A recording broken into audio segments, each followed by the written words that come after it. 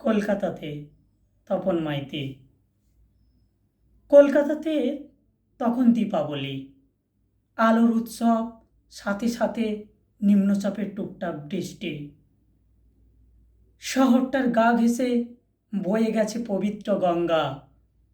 আমি নিজেকে কষাঘাত করলাম, কত বোকা আমি! এত মুক্ত পরিবেশে কেন আমি নিজেকে গুটিয়ে রাখি?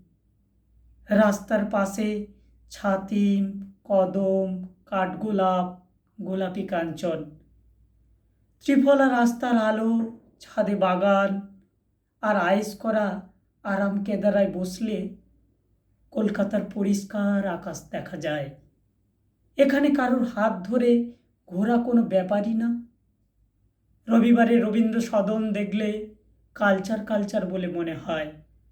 বাঙালির হাত এক জীবনে একটা না একটা কবিতা লেখেই লেখে। ভিক্টোরিয়া, কলকাতার সেতু, ময়দান, পার্ক, এত ব্যস্ত ভিড়ভাট্টায় সবুজ গুটিসুটি মারে। দিনে তো একটা না একটা প্রতিবাদের মিছিল দেখবেই দেখবে।